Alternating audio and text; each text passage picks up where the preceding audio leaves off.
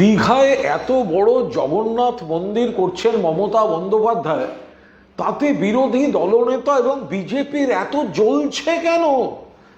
একে জগন্নাথ দেবের মন্দির, আরাধনা হবে, পুজো হবে, অন্যদিকে পর্যটন কেন্দ্রের বিকাশ, সারা বাংলায় একটা হৈ হৈ রব, এবং দূর দূরান্তের অন্য রাজ্যে থাকা বা অন্য দেশে থাকা যারা বাঙালি তাদের একটা কৌতূহলের কেন্দ্র হচ্ছে এই দীঘার জগন্নাথ দেবের মন্দির। কি অপূর্ব তার স্থাপত্য, একদিকে সমুদ্র একদিকে মন্দির। তো তাই নিয়ে শুভেন্দুবাবু বলছেন বয়কট, যাব না, একটা কিরকম হিংস্র হিংস্র ভাব দেখাচ্ছেন। কেন?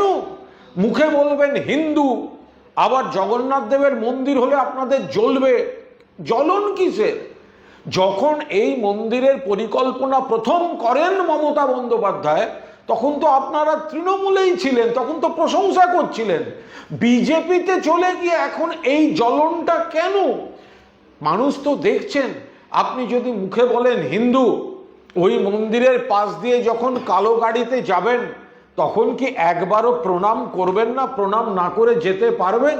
তো তাহলে এখন রাজনৈতিক হতাশা থেকে রাজনৈতিক বিরোধিতা করছেন কেন? কারণ আপনারা ধর্মটাকে নিয়ে রাজনীতি করেন। যদি সত্যি হিন্দু বলতেন, যদি সত্যি বাংলাকে ভালোবাসা, পর্যটন কেন্দ্রের বিকাশ চাইতেন, তাহলে জগন্নাথ মন্দিরকে দু হাতে স্বাগত জানাতেন।